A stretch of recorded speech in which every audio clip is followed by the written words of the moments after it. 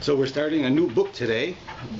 Out of the 5 books of the Torah, we're doing the 4th part, and it's the book of Bamidbar, beginning with Parshas Bamidbar. And Bamidbar means in the desert. That's the because this is the Jews are traveling through the desert to go to Israel. But the other people call this book by different names. We also refer to it as Sefer HaPikudim, which is the book of counting, which might be why the non-Jews call this the book of numbers, right? Because this parsha begins with accounting, the parsha ends with accounting, where you have the counting of the Jewish people. But it's not the normal type of counting. We'll take a look and we'll see. Yeah, right, it says that it begins with an introduction on 7:26 and 7:27. So it says, Vaydaber Hashem LaMoshe. Hashem says to Moshe, which is the common introduction always, but then it tells you something different. It says, Bamidbar Sinai, when they're in the desert of Sinai, Bi'oel Moed, Bi'echad L'chodesh Hasheni V'shana Hasheni. Right, and where are they? They're in the Mishkan, in the portable temple, and it's in the 2nd month of the 2nd year from when they left Egypt.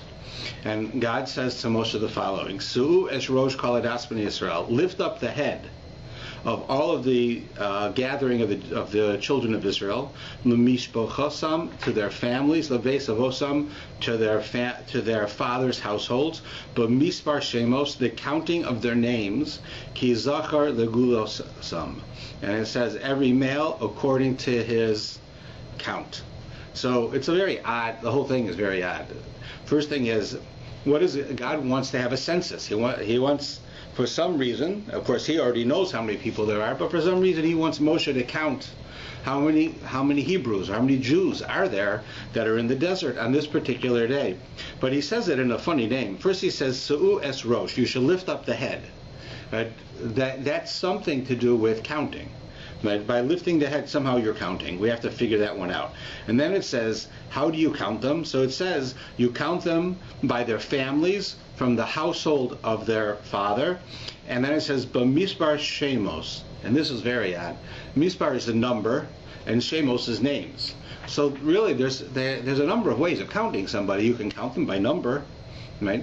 And you can count them by name, In other words, you can name everyone, and you have the names, and that's a way of everybody is unique, everyone's special, everyone's different. They have their own name. Then you have a number, where we all know that a common complaint we have today is I'm just a number to them, right? Somebody sends out from the gym, they send out a membership form, and they write a funny name wrong. They spell the name wrong, and they say that's because I'm just a number to them. I'm not a person. You see that kind of thing quite often, where people feel I'm not real to this company, this business, this association. I'm just a number. What does it mean? I'm just a number. It means I'm not an individual. I'm just another dollar, and I don't mean anything to them. That's what people mean. So that's what it means when you count people. You count them.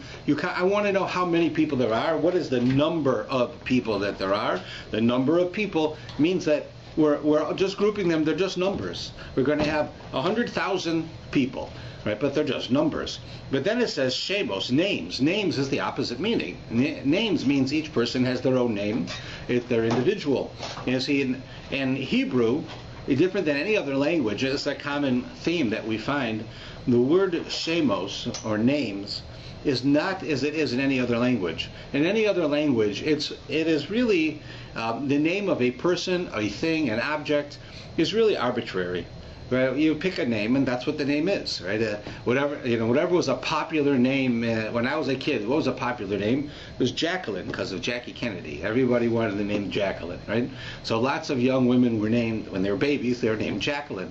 It has nothing to do with who they are, right? It wasn't like their parents looked at them and said, "Oh, she has red hair. We're going to name her with red." Right?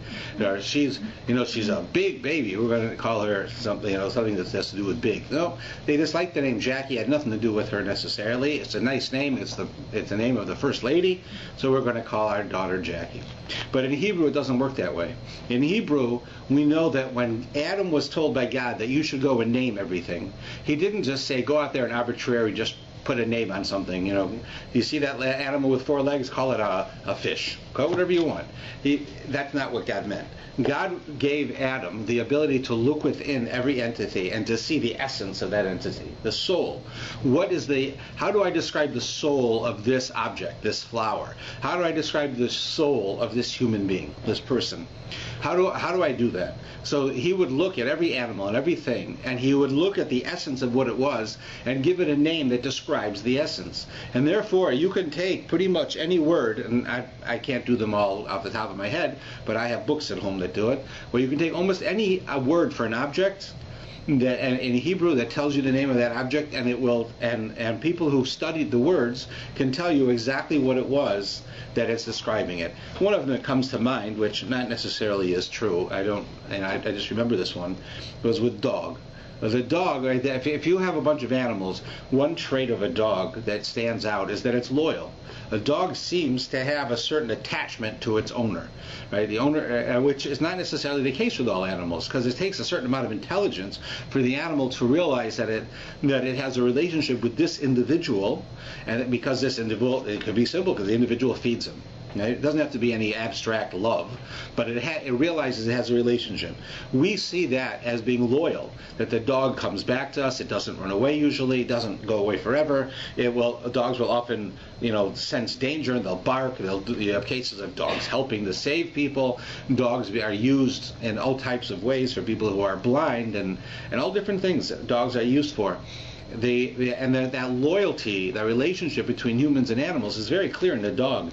So when they called a dog a kelev, it makes sense. It's kolev, like your heart. Just as your heart is loyal to you, right? It has that, not only literally but figuratively. We speak about someone who's like your heart. A heartfelt friend is a close person, a loyal person. So too the dog is like that. You can go through every animal and every object and do the same idea, and many of them are much more easier to see and more obvious. But this is how it was. A name describes the essence of the entity. In fact, we know from a number of locations that when a child is born, the parents receive a prophecy. They have the ability to prophesize, and to, even if normally they don't, they now at this moment can look at their baby and they can see the soul of the baby and describe it and give it a name. And that's why you'll often see that parents will spend months and months and months to come up with a name for a baby, and they'll decide it, and the baby born, and they'll give it a different name. Like after all they went through. Like I've had parents who'll come here and they'll spend hours and hours. They want to go this name and what about this name, and is this a normal name? Is this a good idea? And we talk about all the different names, and then they go and I go to name the baby, and it's totally different. It has nothing to do with what we said. Why? Because the baby was born. This is a Chaya, this is a Rivka, whatever it was, they looked at it, and that's the truth. That's the prophecy that they received, to look into the essence and to see why the child would have a certain name, and they have it. You don't even necessarily know that you can do that. So a name shows you an individual, right? Right? In other words, you don't have a bunch of names. You have a name that describes an individual. The strengths, the weaknesses, the character traits of that person is their name. And that's how we understand it. So here it tells you should do accounting. You should count them by number and by name. I mean, number means everybody's the same, and name means everyone's different. So how do you do accounting where it's like that? How is that possible? That you can have such accounting? It doesn't work. Okay, that's the next problem here. And then it says, of course, each son, and then it says, "Miben esrim shana v'mala," from 20 years old and above, kol yotzei sava Yisrael, anybody who would go to the army to fight for the Jewish people, tivko osam, you should count them, litzivosam atav Aaron, and you should count them, you and Aaron. So here again, it tells you more about it. It says that they have to be 20 years old. In order to count somebody in this counting, we're only counting people who are age 20 and older. Why is that? Because that's the age that they are able to go to the army. So, but the Jewish people aren't really militaristic people. That going to the army is what we're waiting for. And until then, you don't count. Now you go to the army. Now you count. That doesn't make a lot of sense. That we should have such a thing.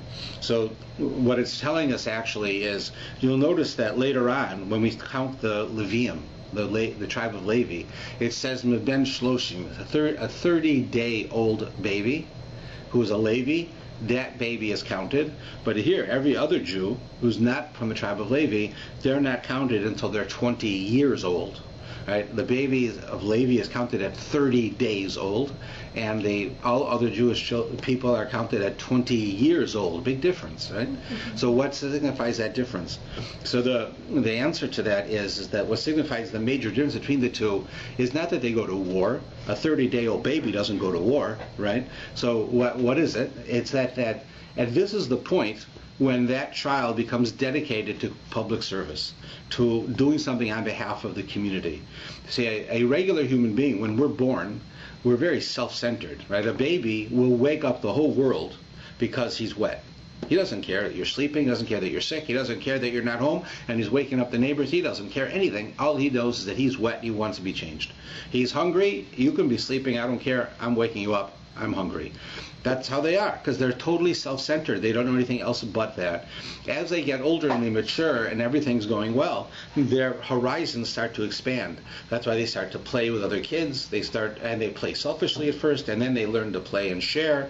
And as they get older, they start to realize that there are other people, and they empathize with those people, and they feel their pain, and they understand them. As they get older and older and older, it gets to a certain point where a person is old enough to understand that I need to contribute to society. Society is not just here for me, so that if I'm in trouble I can get welfare. When I'm doing well, they'll pave the roads.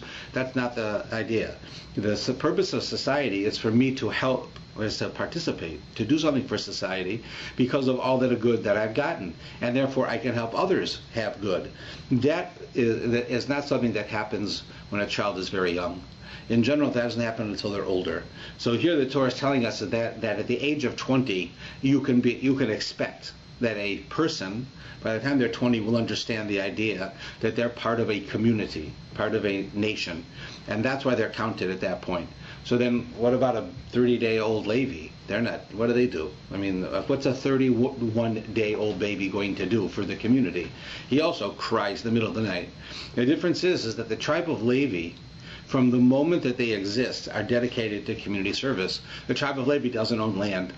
The tribe of Levi didn't have their own businesses. The tribe of Levi basically worked to help in the temple, right? Their whole business, everything they did was they were assistants in the temple. So from the moment they're born, they're already dedicated to the community. Even if they don't realize it, even if they don't understand it, it's a birthright. It's not a personal choice. They become dedicated to community from the time they're born. So then why don't we say you count Levi from the time they're born? Why 30 days? Because 30 days is considered, if a child lives 30 days, he's considered that he's going to continue to live. I mean, until 30 days, right, it's still questionable as far as Jewish law is concerned. Like an example would be if a person has a child and the child dies, and the child's less than 30 days old, so then the rituals involved with the mourning and the burial and Shiva are much, much, much less if the child does not reach the 30th day. Then if they do reach the 30th day, then everything else is just like if anybody else dies, an adult. But if a child under 30 days old dies, it's very, very different, because until they turn 30 days old, they don't have what's called a chazaka. A chazaka meaning it's not established that they're going to live. At a certain point, you say someone's alive, they're going to stay alive unless something happens. Right? And that happens when they're 30 days old. So a Levi, from the moment of birth, is dedicated to community. But we don't consider him a full-fledged living entity that will continue to live until he's 30 days. So therefore, the tribe of Levi begins at 30 days, while everyone else is at 20 years. And that's the difference in the two. But we see that what makes a Jew count, like when you're counting Jews, what causes you to be counted? What causes you to be counted is when you dedicate yourself to others, not just to yourself. And you see, that's the point that the Torah is telling us. Now, let's go back at some of the other ideas that we mentioned. First thing is, when it talks about counting, right, so the first thing it says is, Su'u'es rosh, you should lift the head. So one thing that's a byproduct of counting people is not that their heads would be lifted. Now, what does lifting the head mean? Lifting one's head literally means is to give them dignity. Somebody holds their head up, right? They hold their head up too high, they're arrogant, right? You hold your head up normally, you're a sophisticated person, you're a person who can give, a person who you can deal with. They have a good self-esteem. A person who puts their head down all the time is a symbol, it's a sign, not necessarily is it true, but it's a symbol that they're depressed, or that they don't have a lot of good self-image or dignity. So here it says raise the heads. So how do you raise the heads of a person? It's certainly not making them into a number. Right? You take something, make a number out of them, you're not raising their heads. You're saying you're no different than everybody else. Everybody is the same as you. But here it's saying raise their heads and then count them. So the idea of raising one's head is the idea behind that. The idea is that one needs to realize that when we do have to count people, we have to count them, each one as an individual. In other words, we have 600,000 Jews. We don't have 600,000 all the same. It's not 600,000 exact replicas of each other. We have 600,000 individuals, right? It's like that famous joke from that play on Broadway back in the 60s, where the President Johnson's talking to the Prime Minister of Israel, and he says, the President says to him, "I'm here to welcome you, Mr. Prime Minister, to America. We are the home of 3 million people." So he says, "Thank you very much," and he says, "And I'm glad to be here as well, and I want to thank you on behalf of my country, which is 1.2 million presidents." The Jews aren't just people; everyone's got his own opinion, right? That's what it's saying here. When you lift up the heads of each person, that is to count them. You have to count them. Now, we need to know the number. It's a census, but don't think everyone's the same.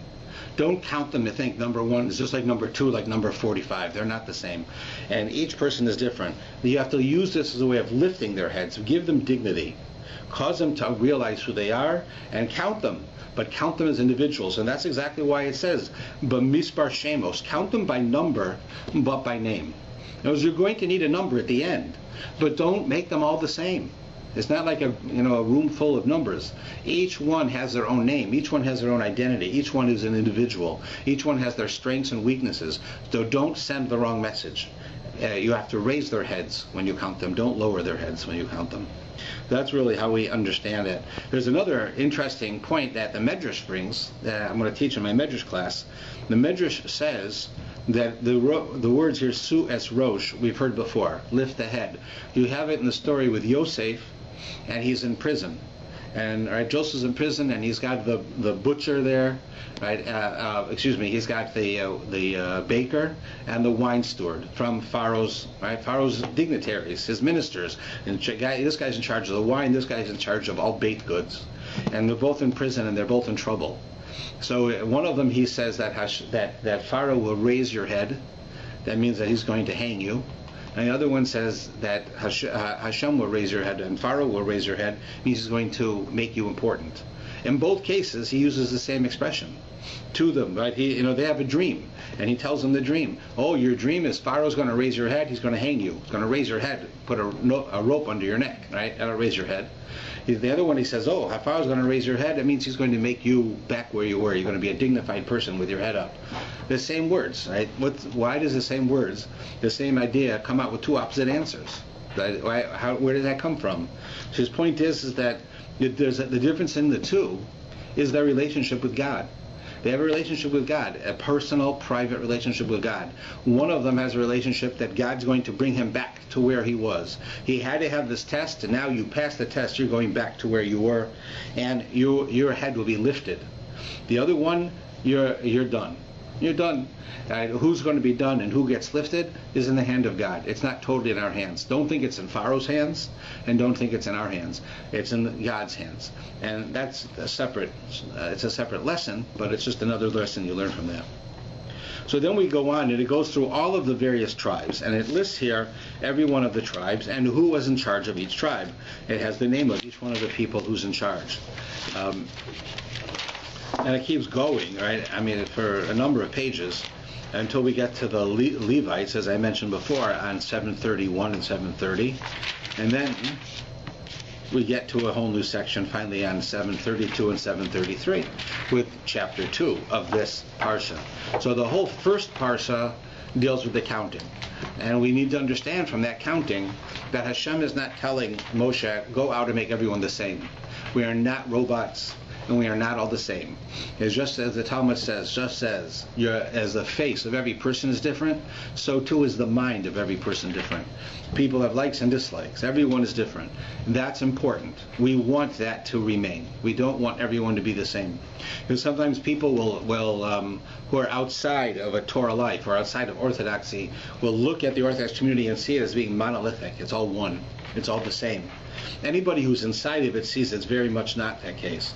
That there are so many differences and so many shades and ideas and backgrounds that make one group different than the other group. But there are many of us, but we're not at all monolithic. We're not all the same. But to the outsider, it looks that way. The reason that it looks that way is because they just presume all these Jews, they do all these mitzvahs, they dress the same, they do the same things, and therefore they must be the same. And the truth is that each one of us, when we do a mitzvah, we do it differently. We might follow the law exactly, but what we're thinking of, how things work, all of these ideas apply differently. We have different ways of understanding it. There are 70 faces to Torah. It says everything in Torah has 70 ways to understand it, one for each different type of person, and therefore we're not at all monolithic. And the idea of counting each Jew as an individual is how you can see that. God does not want us to be the same. He doesn't want us to be robots. He doesn't want us to look the same and act the same. He wants us all with our own personalities to express ourselves and become the best person we can. That's the only thing same about that, is that we all try to be the best person we can. So now we get to this new section beginning on 732 and 733. This is Vaydaber Hashem al Moshe vel Aaron. Hashem says to Moshe and Aaron, he says, Ish al diglo be'osos leves avosam. He says that the Jewish people should camp. Each one, right, should have a banner, and according to their father's household, they should have. So a degel, right, here it means a banner. It's a flag. Right? It's a flag. Hashem is saying that each tribe has to have its own flag, and then each group will have their own flag within the tribe, and they will all gather around the flag. The flag is like a way of knowing where you are, right?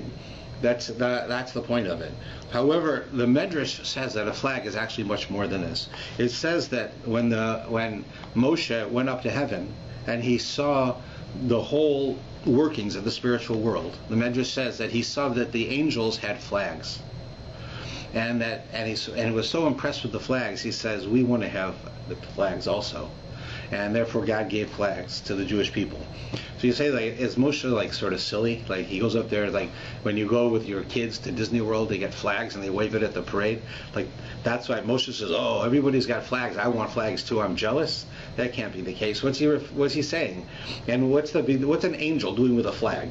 And what kind of a flag is it? And what's the purpose of the flag? So the point is as follows.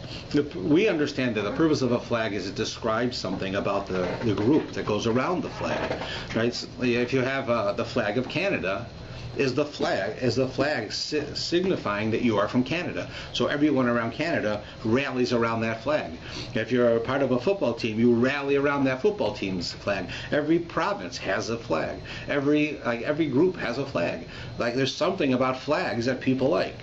And the idea behind it in this Medrash is that Moshe saw the angels had flags. What that meant was a flag is something that gives purpose to people.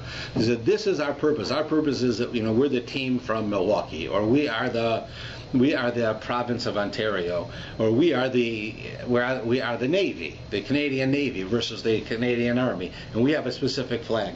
This is a rallying point, a central point. These flags, it describes who we are and what our common purpose is. And the angels, when they were in heaven and they were doing what they're supposed to do, an angel understood what his job was. An angel is simply the will of God. Now, we understand an angel is not like some little guy with a big stomach and wings. Right? An angel is the will of God manifest, so that if God wants grass to grow, the Talmud says he sends an angel to do it.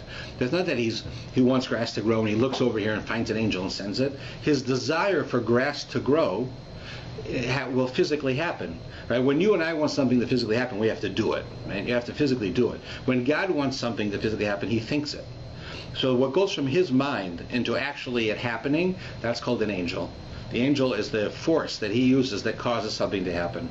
So an angel knows its purpose. That's why it says that an angel has one job to do. When it finishes a job, it disappears. It's dead. It's gone. It has no other reason. So if God wants an angel to come and to make a blade of grass grow, it grows, and the angel then dissipates. It's finished. It did its purpose.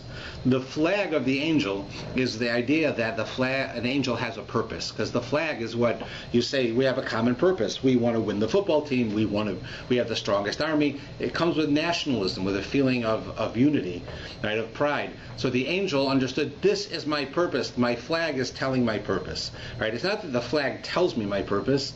My flag illustrates my purpose. God told me what I'm supposed to do, and my flag tells me that. Moshe said, I want people to have the same. People want to know what they're supposed to do. Like, in the days of the prophets, life was very different. Because in the days of the prophets, you could go to a prophet and say, who should I marry? And the prophet would tell you exactly who the right person was. If you go to the prophet and you'd say, what should I do for a living? The prophet would look within your soul and say, you have a certain expertise and love and unique qualities in this area, and that's what you should do. And he'd be right, because it was coming directly from God. It wasn't his own thing. Right? The prophet knew really the essence of each person and what that person's purpose was and who they were. And so the flag symbolizes that, because that's what I want, right? So therefore, Moshe said, the angels know their purpose in life. That's what the flag symbolizes, because they only have one purpose. Human beings don't necessarily know their purpose in life. I wish that human beings also could know their purpose in life. So Hashem gave us these flags to help us better understand what our purpose is. Not that the flag dictates it. That's silly. It's not the flag doesn't tell us who we are. Hashem tells us who we are, but the flag is the symbol of that. It's not even necessarily a physical flag, it's the concept. In this case, there is also a physical flag. So that's why they make such a big deal about these flags, right? Of all these flags. Especially, there was one other thing about the flag that made this one unique. It says that all the nations of the world saw the Jewish people with flags, and they said, we want flags too. Right, so first the angels have it, and the Jewish people want it. So Hashem gives it to the Jewish people. Then the non-Jews come and say, look at the Jewish people with their flags. We also want a flag. But why? What's the deal there that they want flags? Because the Jewish people. Since when do the non-Jews want to be like the Jews? So he says that the commentaries tell us an interesting point. A flag is a symbol of nationalism or of affiliation. My football team has a flag. If I'm a fan of this team, I'll have this flag. If I'm a fan of that team, I'll have their flag. I won't have the flag of a different team, right? You go walk into my room and you have a Red Sox flag on the wall. You know I like the Red Sox. Not that doesn't mean I like the Dodgers or something, right? It signifies that I have some affiliation with this. That's what the flag's telling me. Right? When you have a flag for a country, it symbolizes nationalism. Right? This is the best country in the world. I'll fight for this country. Nationalism is not always good. Nationalism and these types of things, on the one hand, they unite people. On the other hand, they separate people. Because as soon as you create a group, a country or organization, whatever group you create, you have us and them. There's us who are in this group, and there's them who are in their own group.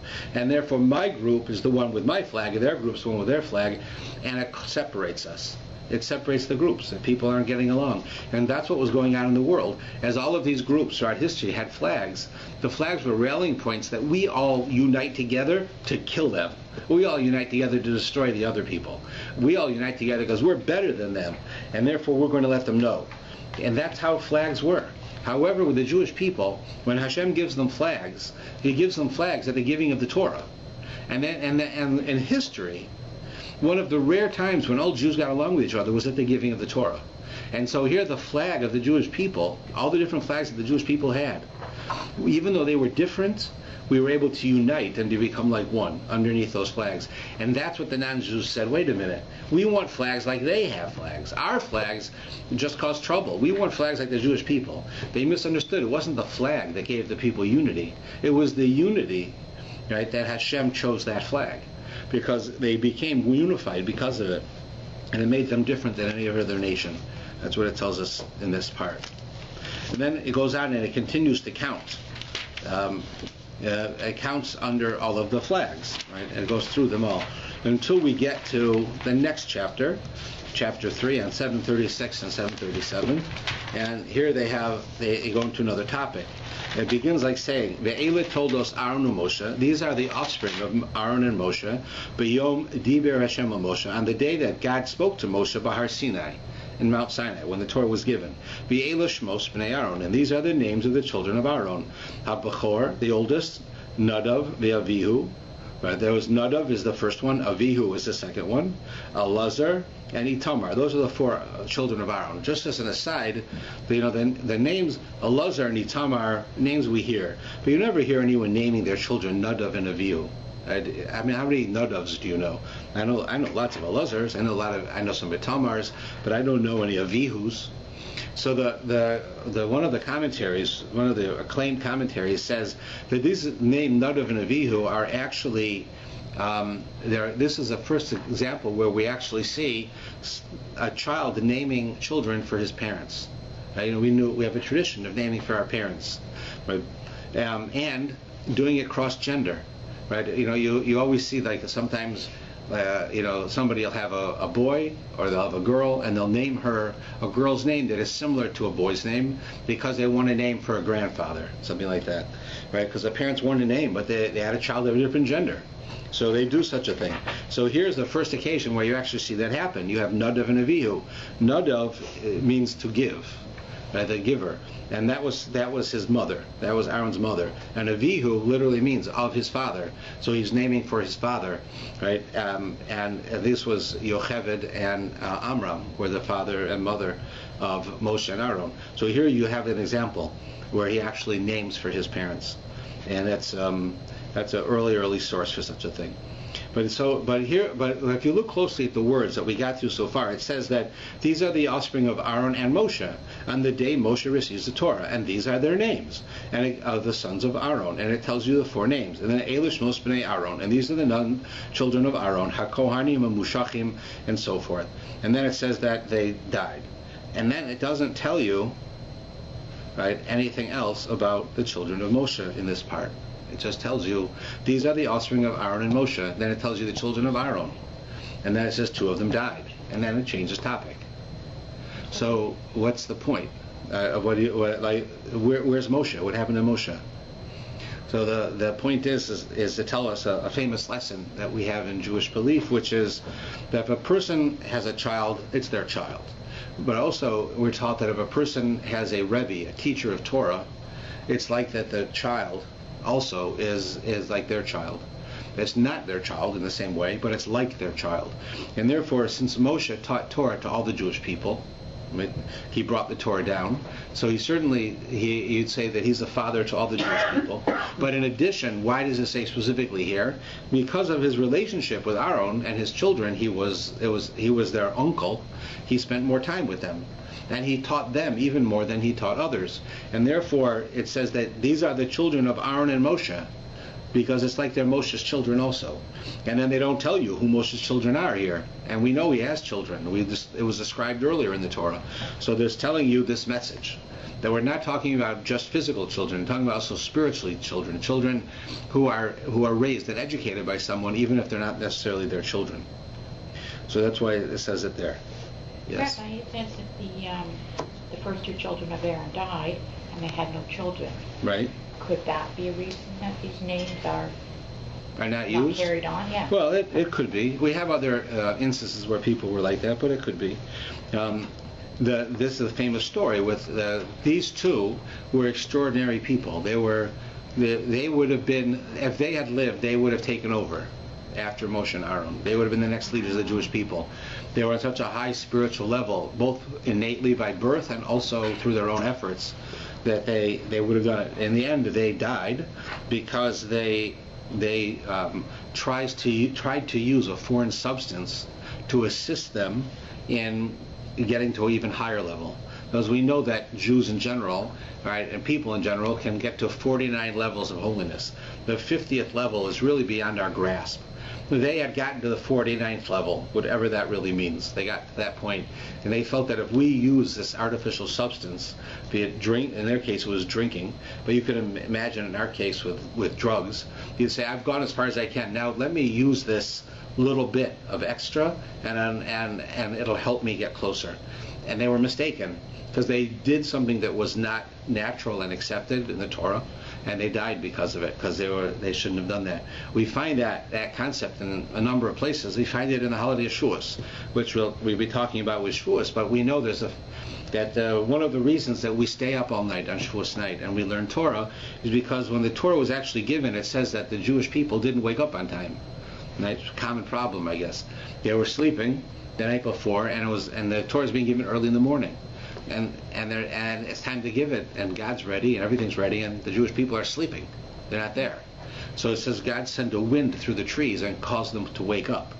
Because they stayed up they slept and they were late. We want to fix that, so we stay up all night and we learn the night of Shavuos night.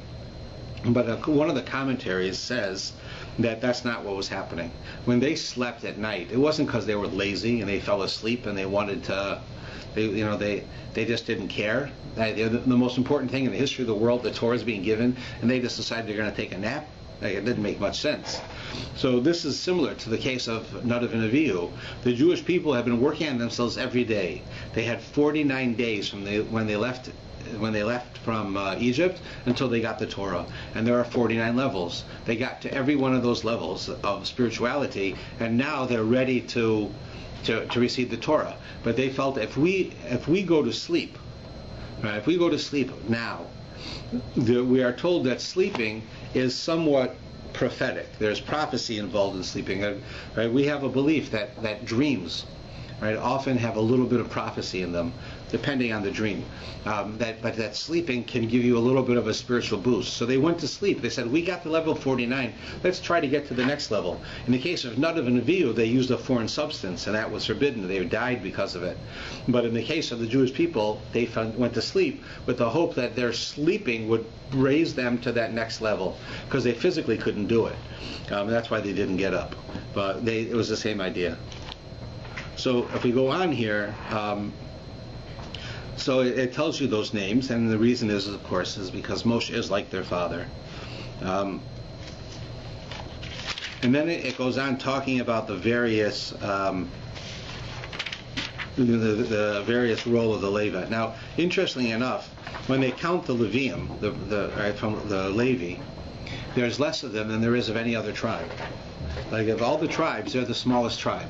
And the commentaries wonder, why is that? What caused them to be the smallest tribe?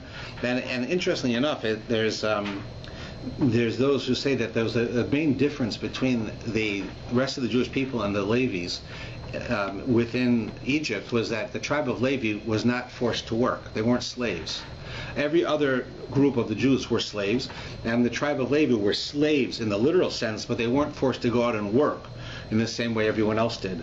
They were given the ability to be like the religious leaders of the Jewish people, and they could practice their religion. This was something that was negotiated with Yosef and Pharaoh back then, and the new Pharaoh who made the Jews slaves kept it that way. And so they didn't work. So they say that one of the reasons is because that they didn't work, so they didn't have how it affects them as far as the number of children.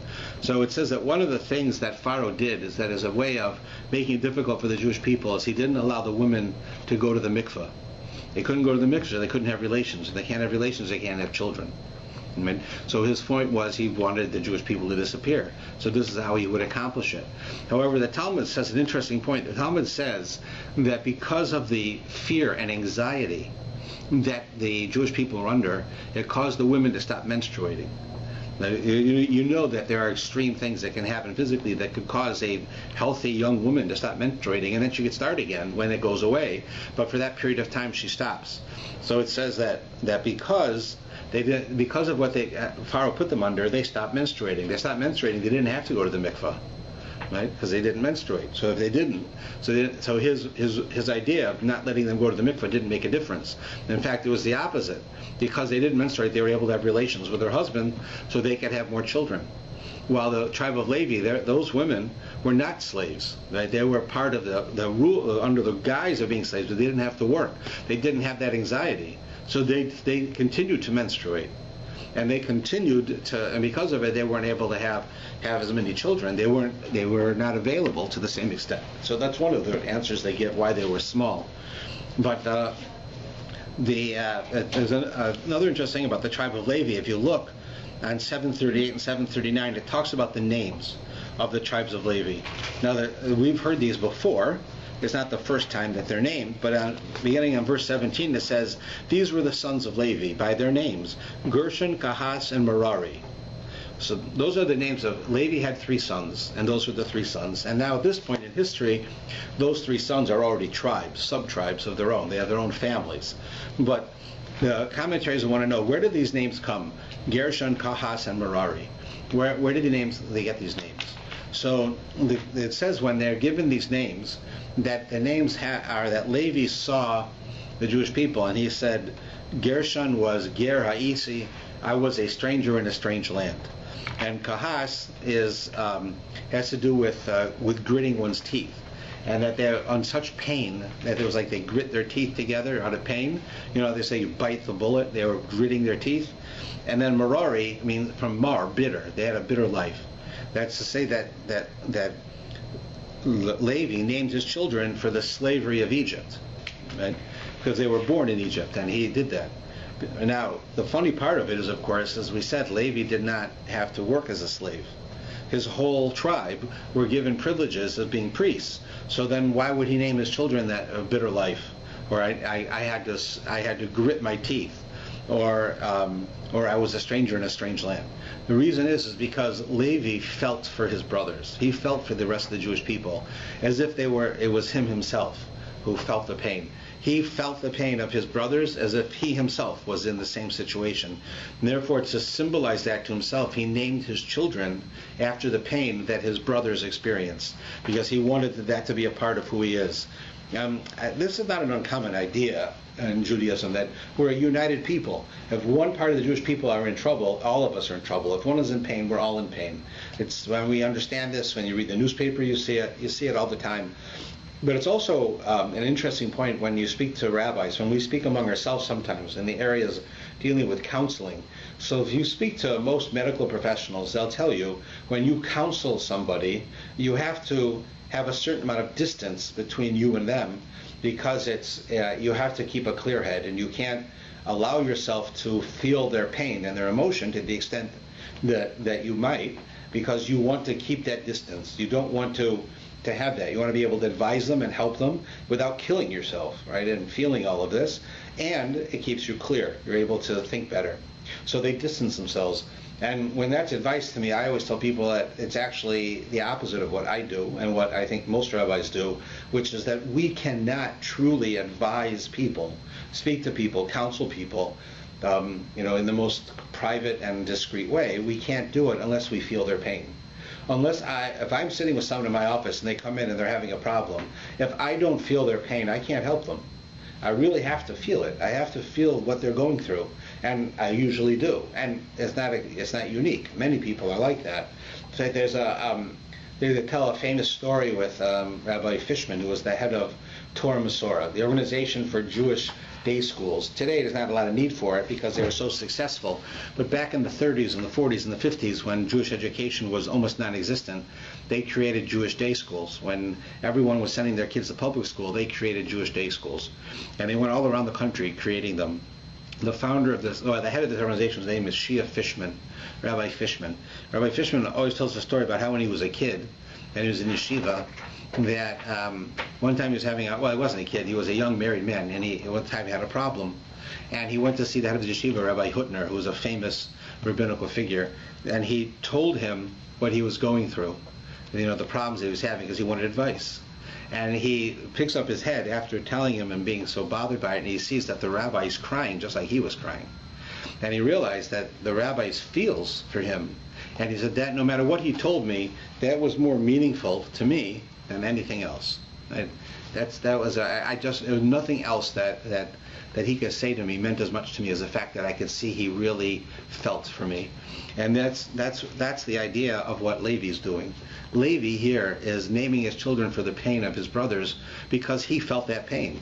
And he lived through that pain. He didn't physically have to lift all those bricks, but he felt the pain, and therefore he wanted that his future should contain this within it, just like his brothers did. So he named the children after the pain that the Jewish people experienced. And we find it right there. Let's see. Okay. So again, we continue with counting, and they have another counting now here at the end of the parsha, as we get near the end. Just a couple of points to talk about that when the topic changes. So we have a thing here on 742 and 743 is of the redemption of the firstborn. And it says, V'yomer Hashem al Moshe. It begins with verse 40. Hashem says to Moshe, Pakod es kol b'chor zachar l'bnei Yisrael. You should redeem every firstborn son of the Jewish people, maben chodesh lamala, as soon as they're 30 days old and older, misa es misbar shemosam. And it says, and you should take a census of their name. And then it goes on, you shall take the Levites from me, Ayashem, in place of every firstborn of the children of Israel, and the livestock of the Levites, and so forth. Right, before we said every person is counted at 20 years old. Here you have a special thing for firstborn sons. They have to be redeemed at 30 days old. We call that a pidyon haben. I'm sure you've heard of that. The redemption of the son, the firstborn son. So what is that? What is it referring to? What's the idea behind it? Simply, the idea is that originally God's intent for the Jewish people was that every family would have a member of its family would be a priest, a Kohen. That's the original intent, that every family had one. Who was it? The firstborn son of that family would be the Kohen for that family. That would be his job. And when there was the sin of the golden calf, when the Jews worshipped the golden calf, it became apparent to God that wasn't going to be able to happen. That the Jewish people had sunk to a level where you could not have simply somebody because they were the firstborn would be a Kohen. It had to be somebody who came from a special family and who lived a special life. So it couldn't just be any family. So God took that away from each family. Instead, he created a tribe. Right? The tribe of Kohen is really not a tribe. It's a sub-tribe. The tribe of Levi is a tribe, and then within the tribe of Levi you have Kohens. Right? If you're a Levi, and you come directly from Aaron, he was your Levi, because Aaron was a Levi, just like his brother Moshe was a Levi. But Aaron received a special blessing that he would be a Kohen, would be a special priest within the tribe of Levi. And any of his children and offspring from him on, they're all going to be Kohen. And that happened because the original Kohen was supposed to be the child from every family, and God saw that wasn't going to be possible. So he created this group. But since it was the responsibility of every family that the firstborn son should be working in the temple full time, so God says, you owe the Kohen, because the Kohen's doing your job for you. Because you messed up, the Kohen is doing your job for you. So now you got to go and you have to buy your child back from the Kohen. Because the Kohen, you're supposed to take that child and bring him to the temple. He's going to work in the temple on behalf of your family for the rest of his life. Well, because the Jews messed up, you can't do it. And the Kohen is going to do it. So therefore, the Kohen's doing your job for you. You have to go with your child and offer the Kohen your child.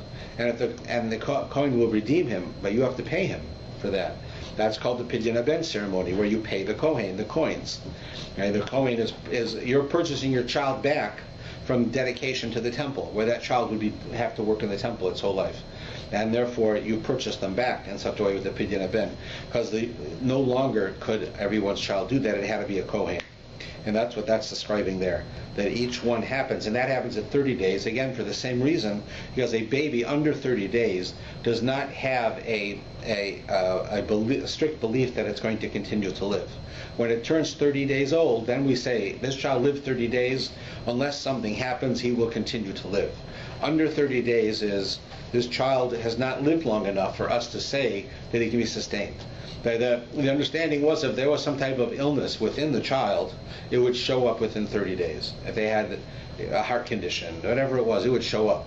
If they lasted 30 days, then God's will is they should stay, that they would stay, and they would continue. If not, they would die even before that. And this is what happens to them. Right? And so it goes through this whole description of the redemption and how it's done. And then we're discussing the Levium. Now, in discussing the Levium, it goes right through to the end of the parsha. It talks about this. Is each tribe of Kohen of Levi had its particular job. In other words, they worked in the temple, right? They assisted the Kohen. Part of it was they carried certain parts of the temple as they went through the desert. Someone had to carry it, and they did. And it says here that you have to. Now, if you look at the end, right at the end of the last page, 746 and 47, it says, beginning with verse 17, the last few on the page, Hashem spoke to Moshe and Aaron, he says, do not let the tribe of Kohathite, right, from Kahas, those families be cut off from among the Levium. Thus shall you do for them, so they shall live and not die. When they approach the Holy of Holies, Aaron his son shall come and assign them every man to his work and his burden. But they shall not come and look as the Holy is inserted, lest they die.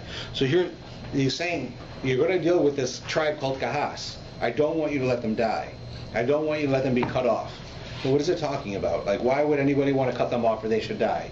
The reason is that the tribe, the three families of Levi had various jobs in order to transport the temple.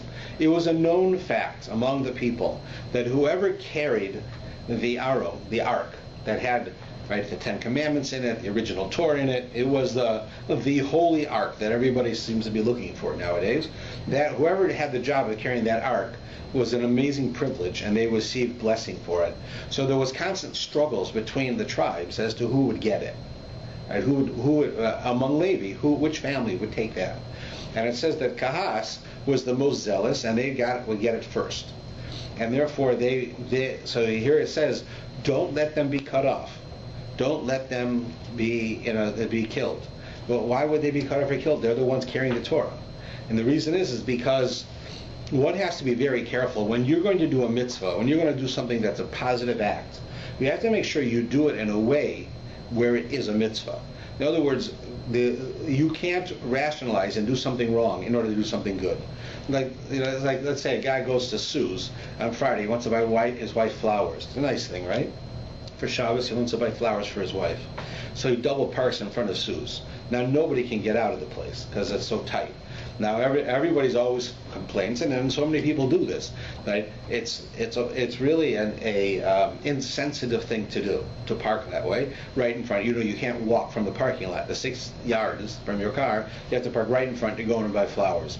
Because they did that, they're blocking everybody else. Nobody else can leave. You can't get in. You can't get out. You can have accidents, all kinds of things, because they decided to park there. Are they doing a good thing? Yep, they're buying flowers for their wife for Shabbos. That's a good thing. Are they doing it in a good way? Not at all. What they did outweighs the good that they did. Right? That's the idea with Kahas. Kahas would argue, they'd fight. I want to carry the Torah. We're going to carry the Torah. It's a mitzvah to carry the Torah. Right? They wanted to do it, but they did it in a way that could make it so that they could be killed.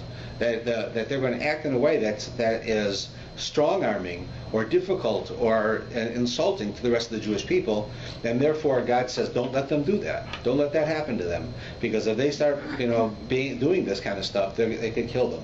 And we learn an important lesson, which is when you do a mitzvah, make sure you're doing it in a way that is a mitzvah.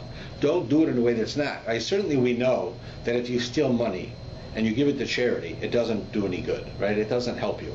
That's a perfect example of doing a good deed, but doing it so badly that you've actually done a bad thing, not a good thing, right? The example I gave you with parking, right, is another example. Being rude, running into the store on Friday afternoon because you want to get home in time for Shabbos and cutting off people who are waiting in line, going in front of them, right, is not necessarily the way to do it. Right? It's a wrong thing to do. He says, but I have to get home for Shabbos. I can't break Shabbos. So everybody else also has to get home for Shabbos. And you have an obligation to be a sophisticated, kind person, not to act in such a way. By acting in such a way, you're doing the opposite of what you're supposed to do. So don't do the mitzvahs by causing embarrassment. And that's what that was talking about here. Don't allow that to happen, God says. Don't allow Kahas to have that embarrassment. But he's talking to us, that we have to be careful not to do those things, not to cut off people or to be short with people or to make things difficult with people because I'm doing a mitzvah. Right? If I'm doing a mitzvah, then it makes no difference about everyone else. And that's just not true. Right? And so that's why I find it myself so disconcerting. It's not that I'm perfect. I have my sets of areas of problems, but it doesn't happen to be in this area. And I happen to see, like when I go to the store and I see these people, they park the way they do, or they act, or they'll jump in front of you in line, or they'll grumble if somebody's taking too long. What they're really doing is embarrassing themselves, embarrassing Torah, and people think, what kind of, this represents Torah, this person is doing that, right? I remember when I lived in Baltimore, they have a lot of the synagogues are on one main road. Like, imagine if all the synagogues were on Bathurst Street. They're not, for the most part, but if they were on Bathurst Street. Now, Bathurst Street's a pretty big street, but in Baltimore they have a street and it's 2 lanes, one each way. So maybe 1.5. Like, you can park, and you can park a car, and then you can drive, right, on both sides. So So what happened is that it was time for mincha, so guys would park their cars on the road, on the side of the road. Nothing wrong with that. That's what parking spots are for. Right? But then other guys would come like a minute before it's time. Mincha starts at 4:30. At 4:29, they'd finally get there. They pull up. They say, I just have to daven a quick mincha. I'm going to run inside. I'll double park. Right? So now everybody who wants to get by you's got to go on the other side of the road to get around you. It's definitely illegal. And the guy whose car you have just blocked, because he's parked regular, you're parked on top of him, he can't get out. So you say, well, what does he need to get out for? We're going into shul. We're going to daven mincha. I'm done when he's done, so I'll go out, and so maybe he'll have to wait half a minute. What's the big deal, right? But the fact is that maybe the guy wasn't going to shul. Maybe the guy already finished in shul. Maybe the guy was just going to his house next door, and you've now blocked him. So was it a good thing that you did? Yeah, you should go to the shul and daven mincha. But did you do it good? You didn't do it at all well. And that is a common problem. That happens everywhere, right, with all types of people, that we have to make sure that when we're doing something good, we do it good. Right? When we do a mitzvah, we do a positive thing, we have to do it in the right way. Because I've never heard of somebody complaining because someone didn't do a mitzvah. Like, no one says, I don't want to be religious because I saw that guy, he didn't have a mincha on time. He came late because he went to park his car. But I see lots of people who tell me, I want nothing to do with this Judaism. You guys, you're rude, and you cut people off, and you double park, and you push us, and you do. Right now, it's not all of us, of course. Right? That's an angry person, and they're speaking without thinking. But we all know of these types of things, right? It's not like I'm making this up. And we have to be very, very careful when we're dealing with other people, and when we realize our point, because like it or not, right, we may not feel that we represent Torah, right, as individuals, but we do. Right? Certainly with me, it's very easy. I mean, somebody sees me, they might have never seen me before, they know that I'm an Orthodox Jew. They can just look at me and see it. So if I go and cut somebody off, or I park wrong, or do something like that, and I get out of my car to run in just for a second to use the cash machine, I'm doing so much more damage than whatever good I'm doing, that one should never do such a thing.